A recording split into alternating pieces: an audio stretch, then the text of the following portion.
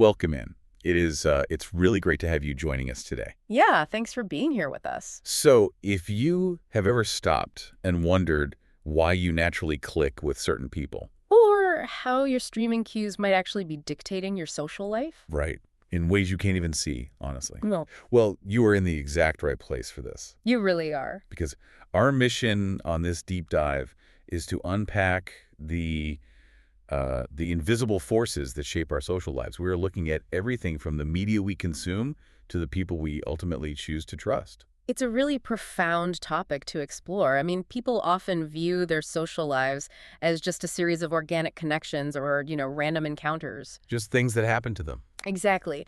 But there is actually a hidden architecture to all of those interactions. And to uncover that architecture, we're looking at a singular, richly detailed source today. Yeah, we are diving into the Wikipedia page of Omar Lizardo. Now, for anyone not deeply embedded in the world of academic sociology, that name might be new. Which is fair. But according to the website Academic Influence, Omar Lizardo was ranked as the most influential sociologist from the period of 2010 to 2020. And that specific decade saw massive shifts in how human beings interact. Oh, yeah, the explosion of social media. Right, the explosion of digital networks. Being at the forefront of analyzing that shift puts his work in a highly relevant context for anyone, basically anyone, trying to understand modern relationships. Before we get into the heavy academic theory, though, I want to drop a quick idea into your mind. Consider your taste in music or your favorite films. Mm-hmm. The common assumption is that these preferences are just a byproduct of who your friends are. But what if your cultural tastes are actually the invisible architecture actively creating your friend group in the first place? Framing the question that way gets right to the heart of Lizardo's work. He operates at this incredibly specific intersection. Right. It's cognitive science, the sociology of culture, and social networks. Exactly. Rather than just observing society from a detached macro perspective, he looks at how individual human cognition and personal cultural consumption map onto those massive overarching networks of human connection. I think we need to ground him as a real person before we unpack those massive networks, though. Yeah, definitely. His background completely informs his approach. So Omar Alcides Lizardo was born in New York City in 1974, but he spent most of his childhood and teenage years in La Romana in the Dominican Republic. And then he came back to New York. Right. He returned to New York to earn a Bachelor of Science in Psychology at Brooklyn College in 1997. It was only later that he shifted fully into sociology. He got his master's in 2002 and his PhD in 2006 from the University of Arizona. And that foundational degree in psychology is a crucial piece of the puzzle here. How so? Well, approaching sociology with a formal background in individual human cognition means he never loses sight of the individual mind. Even when he's discussing massive societal trends. Precisely. His sociological models are fundamentally rooted in how the human brain actually processes information. There's also this funny, very human detail on his Wikipedia page that highlights the reality behind all this academic prestige. Oh, the banner. Yes, the warning banner. Right at the top of the article, there's a warning stating the page is an autobiography or has been extensively edited by the subject or by someone connected to the subject. It's a bit ironic, isn't it? Extremely. A sociologist who studies how we construct our social realities is seemingly caught actively curating his own digital presentation. The irony is hard to miss, but it serves as a great reminder that scholars analyzing human behavior are still participants in it. Right? The desire to shape our own public narrative is universal, even for the people who study that exact phenomenon. That grounded humanity shows up in his own words, too. Our source text includes a quote from a 2024 interview that feels unusually candid for someone of his academic stature. It really does. Discussing his career, he states, "I have recently realized, looking at my research trajectory, that it is essentially purely a function of what I'm teaching at the moment and the collaborations I have going." What's fascinating here is how completely that statement dismantles the myth of the lone genius. The guy with the master plan. Exactly. The popular romanticized image of a great academic involves someone locking themselves in an office for 30 years with a rigid, predetermined agenda to decode society. And Lizardo is just openly acknowledging that his groundbreaking trajectory was essentially emergent, It was born out of his immediate environment and the people around him. following the breadcrumbs of whatever happens to be in front of him rather than sticking to a rigid blueprint. Which is incredibly validating for anyone listening who feels like they're just figuring things out as they go. Yeah, I think we all feel like that sometimes. Generating profound insights does not require a flawless 30-year plan. It requires remaining curious, being adaptable, and maintaining an openness to collaboration. His brilliance lies in being highly responsive to the people and ideas in his immediate orbit at any given moment. Absolutely. Okay, let's unpack this specific idea that really put him on the map in that regard. We need to look at his 2006 paper published in the American Sociological Review. The one titled, How Cultural Tastes Shape Social Networks. That's the one. And this is the work that eventually won him the Clifford Geertz Prize for Best Article in 2008. Up until that paper was published, the traditional sociological model operated on a fairly straightforward one-way street. Which was what?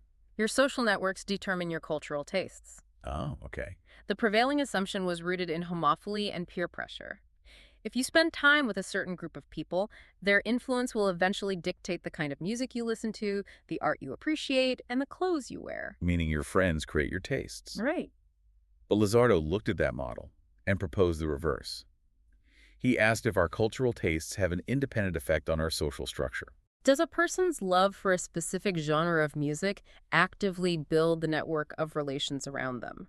To answer that, he developed a framework that can be summarized with two concepts: bridges and fences. It's an elegant way to visualize the mechanics of social dynamics.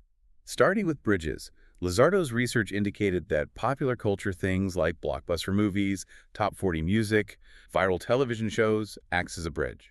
Because pop culture has such wide appeal and requires very little specialized knowledge to consume. Right. It allows us to form weak ties with acquaintances. Think about standing in the break room at a new job. You probably won't initiate a conversation about a highly obscure, experimental 19th century novel. No, definitely not. Yeah. You will likely ask your new coworker if they watched the big sporting event or the popular streaming show that weekend. The pop culture serves as a bridge. And it is a low-stakes cultural artifact. It allows you to span a gap between yourself and someone you don't know very well. Facilitating that initial connection without requiring deep vulnerability or shared niche interests. On the other side of that dynamic, we have fences. Lizardo argues that highbrow culture, which is more exclusive, less accessible, or requires specialized knowledge, serves as a fence. An offense is utilized to strengthen close, exclusive ties. If you and three close friends share an obsession with a very niche subgenre of independent documentary filmmaking, that shared exclusive knowledge acts as a boundary. It keeps the group tight-knit. Right. It signals to each member that they belong to the same specific tribe. If you connect this to the bigger picture, consider how this applies to your own life as you listen to this. This framework transforms seemingly passive cultural consumption into a highly active tool. How so? When you scroll through a streaming service and select a universally beloved sitcom, you are effectively gathering bridge-building material for casual conversations the next day. Oh, that makes total sense. Conversely, when you spend hours diving into a highly specialized podcast or reading an obscure piece of literature, you are stockpiling fence-building material to deepen the bonds with your inner circle. It really reframes how we view our entertainment choices. A Netflix subscription is not just a source of passive media. No, it provides the literal construction supplies for a person's social reality. You are actively architecting your social life through the specific cultural tastes you choose to cultivate and deploy. That is the core takeaway. Here's where it gets really interesting, though.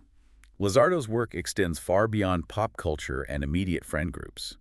The source material outlines a staggering breadth of research. He covers an amazing amount of ground. In 2014, for instance, he and Robert Fishman won the Charles Tilly Best Article Award for a paper titled How Macro-Historical Change Shapes Cultural Taste: Legacies of Democratization in Spain and Portugal. That paper perfectly demonstrates his ability to scale his analysis. The title sounds incredibly dense. It does, but the concept is profound. When a country like Spain transitions from a dictatorship to a democracy, it is not just the voting laws that change. Right, everything changes. The sudden influx of previously banned international media, music, and art floods the culture.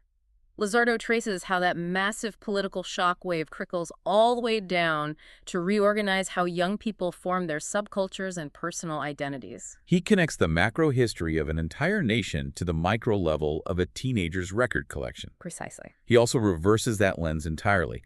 Look at his 2013 paper, co-authored with Jessica Klatt, titled Embarrassment and Social Organization, a Multiple Identities Model. That is a fascinating one. Here, he takes something deeply intimate, the physical, internal feeling of embarrassment, and maps out how it dictates societal organization. The multiple identities model suggests that we all juggle different roles. You are a professional at work, a casual friend on the weekends, maybe a parent at home. Right. And when those worlds collide or the wires get crossed, say, your boss runs into you at a loud, rowdy concert, embarrassment occurs. Just thinking about it makes me cringe. Exactly. You feel it physically.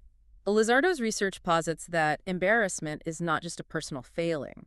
It is the social friction that alerts us that a boundary has been crossed. Helping us recalibrate and maintain those distinct social structures. The feeling itself enforces the organization of society. He breaks down deterministic views in other areas as well, like in his 2005 paper also with Collett, called Why Biology is Not Religious Destiny. He consistently challenges the idea that human behavior is locked into a rigid, predetermined track.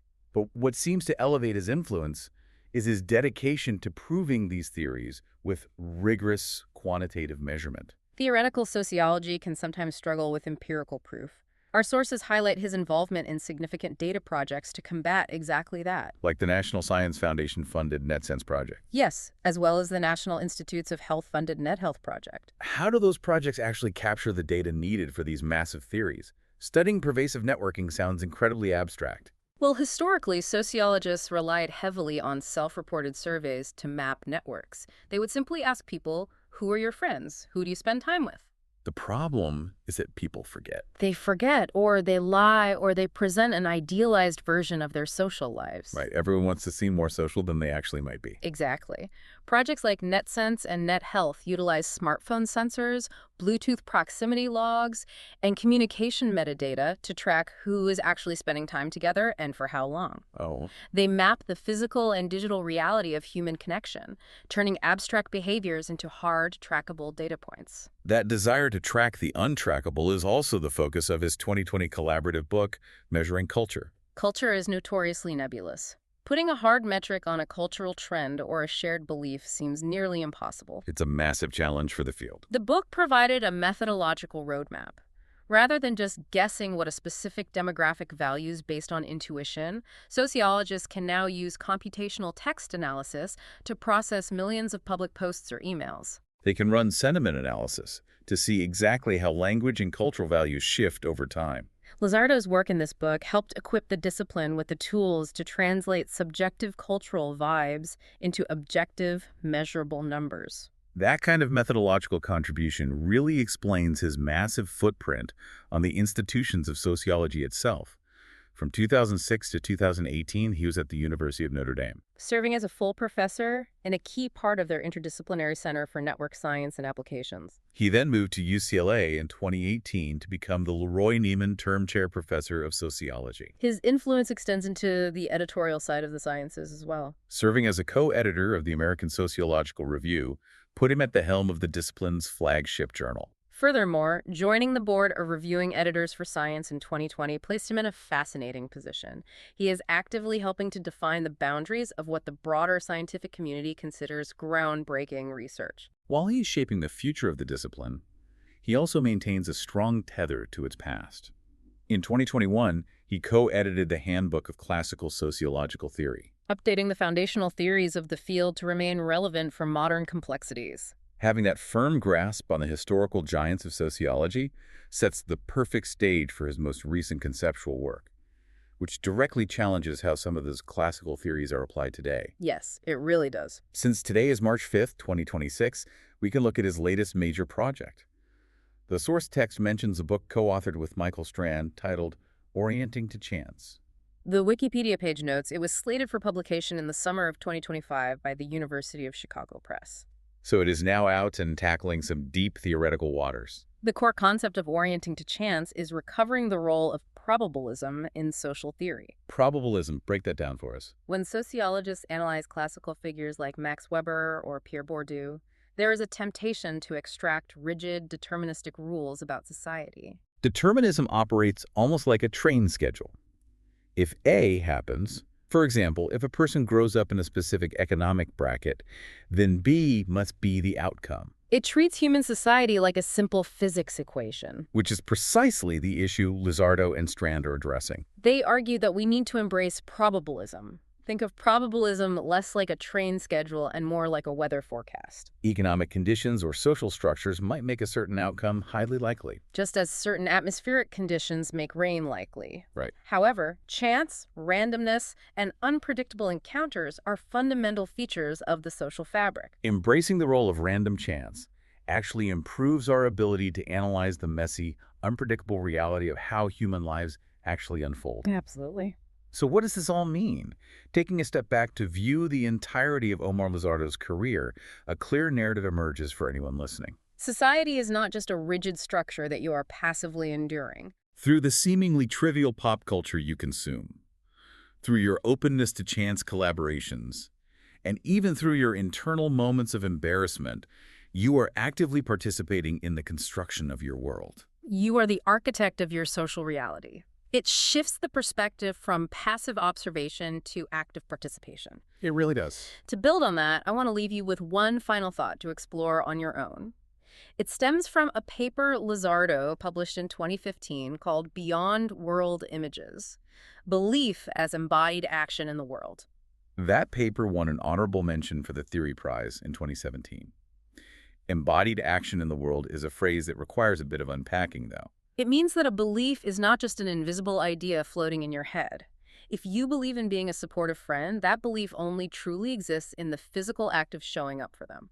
If you hold a belief about environmentalism, the belief is embodied in the physical action of recycling or conserving resources. Lizardo writes about belief as the physical actions you take. We've learned today that your cultural tastes build the fences and bridges of your social life. But this raises an important question for you to mull over. If your deeply held beliefs are entirely defined by the physical actions you take every single day, what kind of social architecture are those actions unknowingly building for your future? That is a question worth carrying with you. Thank you for joining us on this deep dive into the fascinating world of Omar Lizardo and the hidden structures of our social lives. It's been a great conversation. Keep questioning the invisible forces around you, and we will catch you next time.